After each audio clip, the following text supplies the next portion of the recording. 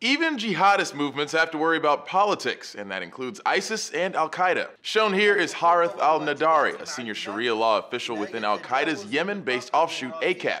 His statement released Thursday is directed to ISIS leader Abu Bakr al-Baghdadi. According to the Long War Journal, what he's saying translates to a condemnation of ISIS for overreaching with its authority, rejecting the idea of an ISIS caliphate. He says it's also causing divisions amongst jihadists. It's a response to an audio recording released by Baghdadi last week. In it, the would-be caliph accepted pledges from jihadists in Algeria, Egypt, Saudi Arabia, and Yemen, and said other jihadist movements in those countries were now void. The recent fighting words from AQAP are a bit confusing, considering the Al-Qaeda branch announced support for ISIS in August.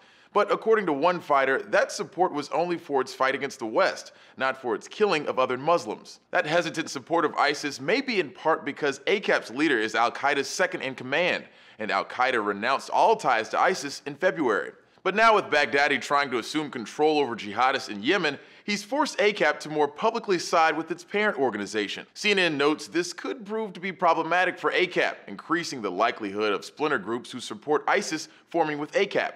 But it's also a blow to ISIS as it attempts to win over jihadists from Al-Qaeda. Still, other groups have pledged loyalty to ISIS in the past months, most recently a dangerous Egyptian militant group based out of the Sinai Peninsula earlier in November. And ISIS has reportedly managed to sign a tentative truce with Jabhat al-Nusra, one of the biggest jihadist rivals in Syria. AQAP currently controls a large amount of territory in Yemen and has been subject to numerous U.S. drone strikes. For Newsy, I'm Christian Bryant.